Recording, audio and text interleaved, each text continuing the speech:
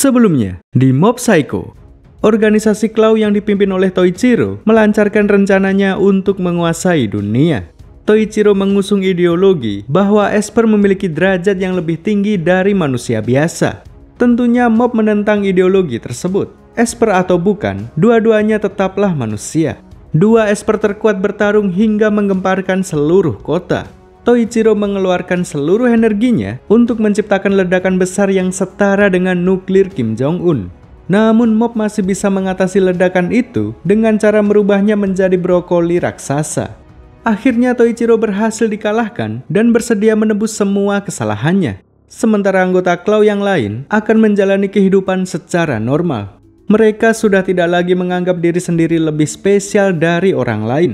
Serizawa yang merupakan mantan anggota kini memutuskan untuk bekerja di agensi Reigen. Mulai dari sini, dia akan menggunakan kekuatan Espernya untuk membantu orang yang membutuhkan. Setelah melalui pertempuran dengan Toichiro, Mob kini kembali menjalani aktivitas seperti biasa. Saat ini dia sedang kebingungan untuk mengisi survei pilihan karir. Dia belum tahu akan melakukan apa setelah lulus sekolah. Dia pun mencoba bertanya kepada teman-temannya. Ada yang ingin kuliah, ada yang ingin kerja di perusahaan game, ada yang ingin menjadi pegawai kantoran, ada yang ingin menjadi komikus, ada yang meneruskan bisnis keluarga, dan ada yang ingin menjadi dokter hewan. Masih belum puas, Mob mencoba bertanya kepada Reigen. Lalu Reigen mengatakan bahwa masa depan Mob sudah terjamin, yaitu bekerja di agensi sebagai pengusir hantu. Namun Mob masih belum puas dengan pendapat Reigen. Bekerja di agensi ini hanyalah sebatas mengisi waktu luang baginya.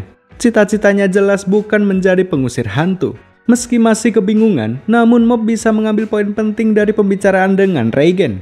Intinya adalah, jika memiliki kemampuan dan pengalaman, seseorang bisa mendirikan kantor sendiri. Dengan kata lain, wirausaha. Sepulang dari kantor, Mob mencoba bertanya kepada keluarganya. Ayahnya hanya menyarankan untuk menjadi pegawai kantoran, sementara Ritsu menyarankan untuk bekerja sesuai kemampuan yang dimiliki. Karena Mob adalah Esper, dia bisa saja menjadi pesulap merah. Setelah itu Mob bertanya kepada Ekubo, si arwah hijau yang tidak jelas. Mob menanyakan apakah Ekubo memiliki cita-cita. Gara-gara pertanyaan ini, Ekubo teringat tentang masa lalunya. Dulu dia sempat menjadi pemimpin sekte dan memiliki banyak pengikut. Setelah dikalahkan oleh Mob, sektenya bubar, lalu dia menjadi arwah gentayangan yang tidak jelas. Gara-gara Mob, Ekubo mulai terpikirkan untuk mengejar cita-cita yang sempat dia pendam. Keesokan harinya, Mob masih kebingungan dengan karir. Dia hanya berdiri di lantai teratas sekolah sambil memandangi brokoli raksasa. Lalu seorang teman perempuannya bernama Mezato datang menghampirinya. Dia tahu bahwa Mob lah yang sudah menciptakan brokoli raksasa tersebut. Dia juga memberitahu bahwa brokoli tersebut sudah dianggap sakral oleh masyarakat. Beberapa orang menganggap brokoli tersebut sebagai pohon dewa. Bahkan sudah tercipta sekte baru yang bernama Psycho Helmet. Brosur dengan gambar wajah Mob sudah banyak tersebar di seluruh kota. Mezato ingin menunjukkan bahwa Mob tidak perlu bingung dengan karir. Karir cemerlang sudah terlihat jelas di depan matanya, yaitu menjadi pemimpin sekte. Namun setelah mendengar penjelasan Mezato, Mob masih merasa kebingungan. Menjadi pemimpin sekte bukanlah cita-citanya. Selain itu, sifatnya yang pasif dan tidak percaya diri tidak cocok untuk seorang pemimpin. Keesokan harinya, Mob bersama Reigen dan Serizawa mengunjungi rumah seorang klien yang merasa sedang diganggu arwah jahat. Dia adalah seorang pria tua dengan pola pikir yang sangat negatif. Di usianya yang menginjak 50 tahun, dia tidak memiliki apapun. Hanya ada rumah, itu pun warisan dari orang tua. Dia menyesal kenapa di masa mudanya dia tidak berusaha semaksimal mungkin. Mendengar kisah hidup pria tersebut, Mob dan Serizawa menjadi sedikit terpengaruh. Mereka berdua ketakutan jika masa depan mereka sama seperti pria tersebut. Apalagi Mob saat ini sedang bingung tentang karir. Bayang-bayang kegagalan mulai masuk di pikirannya. Untungnya Reigen tidak terpengaruh. Dialah yang pertama menyadari kemunculan arwah dari dalam tubuh pria itu. Ternyata pria tersebut tidak sedang diganggu arwah jahat, tapi justru dialah yang menciptakan arwah jahat tersebut. Penyesalan dan berbagai macam pola pikir negatif telah menciptakan monster yang bisa mempengaruhi orang lain. Setelah menyadari semua ini, Mob dan Serizawa menggunakan kekuatannya untuk melenyapkan arwah jahat tersebut. Berkat mereka, akhirnya si pria tua tersadar lalu menjalani hidup dengan pola pikir positif. Mob pun akhirnya pulang dan kembali memikirkan tentang karir. Setelah bertemu dengan banyak orang, dia masih saja kebingungan. Akhirnya dia hanya mengisi lembaran survei dengan melanjutkan sekolah ke SMA. Gurunya pun hanya memaklumi dan menyarankan untuk tidak tergesa-gesa. Namun meski begitu, Mob masih harus menentukan kemana arah tujuan hidupnya. Beberapa hari kemudian, seseorang bernama Haruaki Amakusa mendatangi kantor Reigen. Dia membawa pedang dan menyebut dirinya sebagai yokai hunter atau pemburu siluman. Reigen pun tidak menganggap Haruaki serius. Dia berpikir bahwa Haruaki hanyalah wibu cosplay yang kebanyakan nonton Chainsaw Man. Haruaki meminta bantuan agensi Reigen untuk membasmi Raja Siluman yang bersemayam di kota. Awalnya Reigen menolak karena dia menganggap Haruaki adalah orang yang halu. Namun setelah dibayar 1 juta yen, Reigen seketika menjadi yokai hunter. Berangkatlah mereka ke tempat yang dirasa menjadi persembunyian siluman. Sesampainya di sana, Reigen sangat terkejut karena para siluman memang benar-benar ada. Ternyata Haruaki bukanlah wibu yang halu. Dia pun mencoba bertarung, namun pedangnya langsung patah dengan hanya 1 serangan. Untungnya, Mob dan Serizawa diajak dalam ekspedisi ini. Dengan kekuatan mereka berdua, para siluman ini bisa dibasmi dengan mudah. Bahkan sang Raja Siluman pun langsung musnah, dihajar oleh Mob seorang diri. Akhirnya permintaan Haruaki berhasil terpenuhi. Dia pun kemudian pulang ke kota asalnya. Sementara itu, sekte Psycho Helmet menjadi semakin populer. Brokoli raksasa yang berada di tengah kota juga semakin membesar karena semakin banyak orang yang memujanya. Tanpa disadari, pemujaan dari banyak orang telah menciptakan energi mistis yang diserap oleh brokoli tersebut. Di saat yang bersamaan, Mob saat ini sedang merasa terkenal. Dia merasa bahwa cewek-cewek selalu memperhatikannya ketika dia lewat. Kepercayaan diri yang berlebihan ini membuatnya menjadi sombong. Wajah polosnya berubah menjadi Jojo setiap kali dia merasa terkenal. Malam harinya, Mob mendapatkan telepon dari Mezato. Dia mengatakan bahwa para pemuja Psycho Helmet akan mencari pemimpin. Mezato berpendapat bahwa Moblah satu-satunya orang yang pantas memimpin Psycho Helmet. Karena memang sejak awal, Moblah yang sudah memicu terbentuknya sekte tersebut. Mendengar penjelasan Mezato, wajah Mob lagi-lagi berubah menjadi Jojo. Dia merasa bahwa ada banyak orang yang membutuhkannya. Dia pun mulai berpikir untuk benar-benar menjadi pemimpin sekte. Keinginan Mob ini secara kebetulan didengar oleh Ekubo. Dia sangat mendukung Mob untuk menjadi pemimpin sekte. Apabila Mob menjadi pemimpin sekte, maka Ekubo juga bisa merasakan manfaatnya. Selama ini dia selalu ingin dipuja-puja oleh banyak orang. Oleh karena itulah, dia sangat antusias mendukung Mob menjadi pemimpin sekte. Namun kondisi Mob saat ini sedang sombong-sombongnya. Dia tidak sadar bahwa dirinya sedang mengalami Star Syndrome. Dia mengatakan bahwa dia tidak membutuhkan Ekubo di sisinya. Dia akan menjadi pemimpin sekte tanpa bantuan Ekubo sama sekali. Tanpa disadari, Mob sudah mengatakan sesuatu yang kasar kepada Ekubo. Padahal Ekubo sendiri sebenarnya hanya ingin menjadi temannya saja.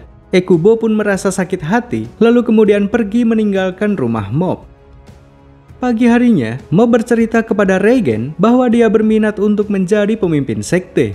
Awalnya Reigen menyarankan untuk tidak. Namun, ketika dia melihat 580.000 anggota, otak Reigen langsung terpikirkan bisnis. Dia pun akhirnya merestui Mob untuk menjadi pemimpin sekte. Dia juga memberi Mob uang untuk membeli baju baru yang akan digunakannya pada saat pertemuan.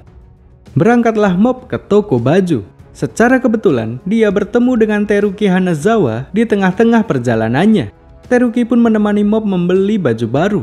Dia juga menyarankan Mob untuk membeli baju berwarna kuning dengan gambar monyet. Di saat yang bersamaan, muncul seseorang yang mengaku sebagai perwujudan dari brokoli raksasa. Wajahnya mirip seperti Mob dan dia juga memiliki kekuatan mistis. Dengan cepat dia mendapatkan dukungan dari banyak orang, lalu dia pun diakui sebagai pemimpin sekte Psycho Helmet. Sekte tersebut semakin berkembang pesat semenjak dipimpin oleh Mob palsu. Mereka merekrut orang-orang awam dengan menggunakan metode cuci otak. Mereka memberikan produk-produk yang terbuat dari pohon dewa. Ada permen, minuman, kue, dan lain sebagainya. Produk-produk itulah yang menjadi alat untuk mencuci otak semua orang. Untungnya Teruki Hanazawa menyadari cuci otak ini. Dia pun segera bergegas menuju ke pohon dewa untuk mengalahkan si pemimpin sekte. Sesampainya di sana, dia bertarung dengan sengit melawan si mob palsu. Lalu di tengah-tengah pertarungan ini, Teruki akhirnya menyadari bahwa si mob palsu ternyata adalah Ekubo. Namun pada akhirnya Teruki tetap kalah melawan Ekubo. Dia berhasil dicuci otak dan kini menjadi pendukung sekte Psycho Helmet. Sementara itu, mob saat ini sangat marah terhadap sekte Psycho Helmet. Hal ini karena orang-orang terdekatnya, yaitu Ritsu dan Reigen, sudah dicuci otak. Hanya mob saja satu-satunya orang yang tidak terpengaruh. Dia pun bergegas menuju ke pohon dewa untuk menyelesaikan semuanya. Sesampainya di sana, mob dihadang oleh Teruki. Selain sudah dicuci otak, kekuatannya juga bertambah berkat energi dari pohon dewa. Namun meski begitu, kekuatannya belum bisa menandingi mob. Teruki pun dihempaskan hingga keluar dari pohon dewa. Kini tinggal tersisa Ekubo saja. Dia pun menunjukkan wujudnya yang baru, yakni berupa humanoid berwarna emas. Wujud ini didapatkannya dari menyerap energi pohon dewa. Kekuatan dan kecepatannya pun bertambah sangat pesat. Dia mampu menghajar mob secara bertubi-tubi. Mob pun merasa ada yang aneh dengan Ekubo. Meskipun dia bertambah kuat, namun dia masih menahan diri. Mob pun mencoba mengerti kenapa Ekubo melakukan semua ini. Dia maju dan dengan sengaja menerima serangan Ekubo sekali lagi. Kemudian serangan Ekubo secara tidak langsung merobek seragam hitam milik mob hingga terbukalah lapisan kedua, yaitu baju kuning bergambar monyet. Begitu melihat baju tolol tersebut, Ekubo secara refleks berkata, "Bajumu norak." Seketika mob langsung mengingat ketidakjujuran dari orang-orang terdekatnya. Ketika mob memakai baju monyet itu, hampir semua orang mengatakan keren. Teruki, Ritsu, dan Reigen, mereka semua berbohong supaya mob tidak sakit hati. Padahal mereka semua tahu bahwa baju tersebut sangat norak. Hanya Ekubo saja yang berkata jujur kepada mob. Namun, tujuannya bukan untuk menyakiti, tapi untuk menyadarkan. Ekubo tahu bahwa mob adalah orang yang sangat polos. Oleh karena itulah, dia mengatakan yang sejujurnya demi kebaikan mob sendiri. Akhirnya mob menyadari letak kesalahannya. Ketika mob sedang mengalami Star Syndrome, dia tanpa sadar sudah menyakiti perasaan Ekubo. Dia pun meminta maaf kepada Ekubo, lalu mengajaknya kembali berteman. Ekubo pun menangis setelah mendengar permintaan maaf mob. Sebenarnya dia sendiri juga merasa kehilangan mob sebagai teman satu-satunya. Semuanya gara-gara popularitas yang menyebabkan mob menjadi Star Syndrome. Kini konflik antara mereka berdua sudah terselesaikan. Ekubo pun berniat melepaskan cuci otak yang sudah mempengaruhi semua orang. Dia juga akan melenyapkan brokoli yang sudah menciptakan banyak kekacauan. Lalu tiba-tiba saja, suatu hal yang berbahaya terjadi tanpa diduga-duga. Ternyata brokoli tersebut memiliki kesadaran tersendiri. Dia tidak akan membiarkan mob keluar dari tempat tersebut. Dia ingin menyerap energi mob untuk semakin bertambah kuat. Sialnya lagi, mob sudah kehabisan energi dan tidak mampu bergerak. Hanya Ekubo saja yang sanggup melakukan perlawanan. Dia pun kemudian menggunakan cuci otak kepada mob untuk membuatnya pulang tanpa sadar. Setelah mob berhasil keluar, Ekubo kembali bertarung melawan perwujudan brokoli raksasa. Dia mengerahkan seluruh kekuatannya dan akhirnya berhasil melenyapkan brokoli tersebut. Namun, dia juga tewas di saat yang bersamaan. Akhirnya seluruh kota kembali normal berkat pengorbanan Ekubo. Mob pun hanya bisa menangis karena sudah kehilangan teman yang berharga.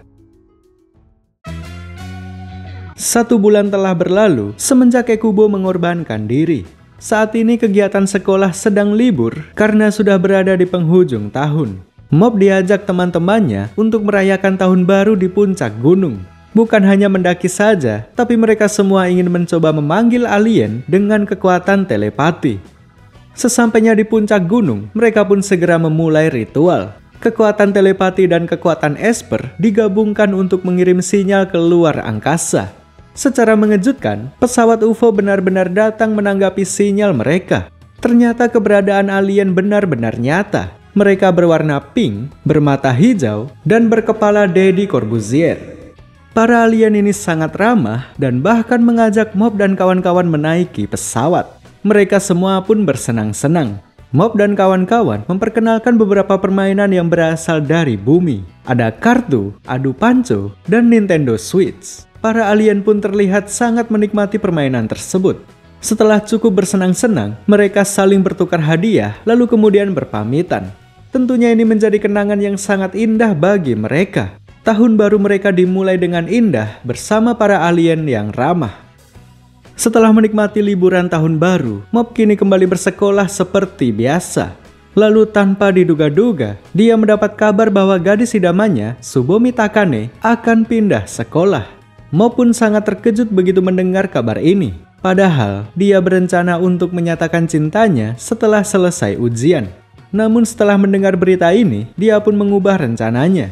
Dia akan menyatakan cintanya sebelum Tsubomi pindah sekolah. Mob pun meminta saran dari semua orang yang dikenalnya, dari mulai klub binaraga, klub telepati, hingga Reigen. Dari semua orang yang ditanya, saran Reigen lah yang paling cocok dengan Mob. Reigen menyarankan untuk menjadi diri sendiri, tidak perlu bertingkah sok keren, menggombal, dan lain sebagainya. Cukup nyatakan cinta sesuai apa yang dirasakan, itu saja. Usai berbicara dengan Reigen, Mob pulang ke rumah dan menceritakan semuanya kepada Ritsu. Ritsu pun menjadi khawatir setelah mendengar cerita Mob. Dari yang dia tahu, Tsubomi memiliki orang yang disuka. Ritsu pun berpikir bahwa Mob sudah pasti ditolak. Dia pun hanya bisa berharap mudah-mudahan Mob tidak patah semangat setelah cintanya ditolak. Setelah itu Mob menelpon Tsubomi untuk mengajaknya bertemu di keesokan harinya.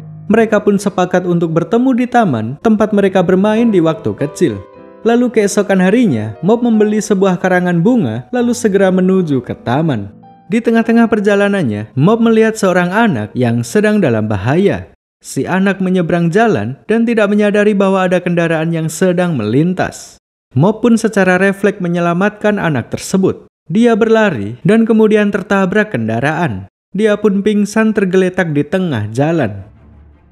Kemudian tiba-tiba saja kekuatan dalam dirinya bangkit. Dia pun berjalan tanpa sadar sambil membawa karangan bunga untuk Tsubomi.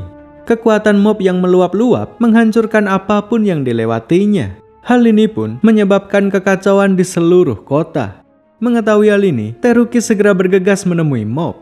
Dia mencoba berbicara baik-baik supaya Mob kembali ke dirinya yang normal. Namun, segala macam kata-kata tidak ada yang mempan. Mob saat ini dalam kondisi tidak sadarkan diri. Saat ini tujuannya hanya satu, yaitu menuju ke taman untuk menyatakan cinta kepada Tsubomi. Selama tujuan ini belum tercapai, tidak ada seorang pun yang mampu menghentikannya. Teruki akhirnya pingsan setelah berusaha menghentikan Mob. Setelah itu, Mob kembali melanjutkan perjalanan menuju ke taman. Berita tentang kekacauan ini menyebar dengan sangat cepat. Kini semua orang tahu bahwa Mob lah yang sudah menyebabkan kekacauan ini. Tentunya mereka semua berusaha menghentikan Mob, dari mulai manusia biasa hingga para esper. Bahkan Toichiro Suzuki, mantan pemimpin Clow, juga berusaha menghentikan Mob. Dia yang dulunya ingin menguasai dunia, kini berusaha menyelamatkan dunia. Toichiro pun dengan gagah berani menyerang Mob secara langsung. Namun, semua serangannya tidak berpengaruh sedikit pun. Mob pun menyerang balik dan membuat Toichiro terhempas dengan mudahnya. Kekuatan mantan pemimpin teroris ini juga tidak mampu menghadapi kekuatan Mob. Lalu di saat-saat terakhir, So Suzuki, anak Toichiro, datang untuk menyelamatkan ayahnya. Ayah dan anak ini kemudian bekerja sama untuk menghentikan Mob. Namun, bahkan dikeroyok dua orang sekalipun, Mob masih mampu bertahan. Segala serangan yang dilancarkan kepadanya, tidak ada satupun yang mempan. So dan Toichiro akhirnya menyerah. Mereka berdua pun melarikan diri demi keselamatan mereka sendiri. Tak lama kemudian tibalah giliran Ritsu untuk beraksi. Dia juga akan berusaha menghentikan kakak yang sangat dihormatinya. Sementara Mob juga sedang berusaha menghentikan dirinya sendiri.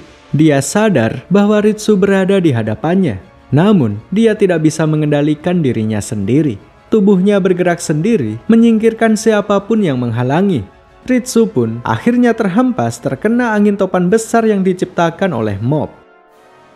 Sementara itu, Reigen dan Serizawa akhirnya tiba di dekat angin topan tersebut. Tentu sebagai guru, Reigen akan berusaha menyadarkan Mob kembali. Dengan kekuatan Esper milik Serizawa, mereka berdua pun berjalan perlahan menembus energi milik mob.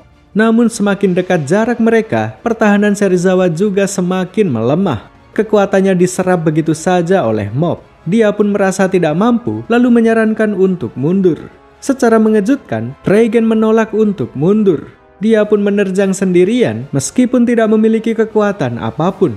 Dia tidak peduli apa yang terjadi dengan dirinya. Baginya, yang terpenting adalah menyadarkan mob supaya kembali ke jati dirinya yang semula. Sementara itu, mob saat ini sedang berdebat dengan dirinya sendiri. Kesadarannya yang normal mencoba mengerti apa yang dirasakan kesadaran yang satunya lagi.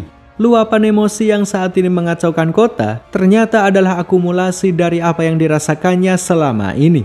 Dia bersikeras ingin menemui Tsubomi karena Tsubomi lah satu-satunya orang yang benar-benar tulus menerimanya. Dia tidak memperlakukan mob secara khusus hanya karena mob seorang Esper. Tsubomi benar-benar memperlakukan mob biasa saja di saat semua orang memperlakukannya spesial. Hampir semua orang memperlakukan mob secara khusus. Contoh yang paling terlihat adalah perlakuan Reigen. Selama ini dia memanfaatkan kekuatan mob untuk mencari keuntungan. Hal inilah yang membuat kesadaran mob mengamuk. Menurutnya, Reigen lah yang paling memperlakukan mob secara khusus. Hubungan mereka terjalin karena kekuatan, bukan ketulusan. Sementara Reigen sendiri saat ini sudah menyadari kesalahannya. Awalnya dia memang memanfaatkan mob. Namun seiring berjalannya waktu, dia benar-benar tulus melihat mob sebagai teman, murid, partner, atau apapun itu. Dia ingin meminta maaf atas semua perlakuannya.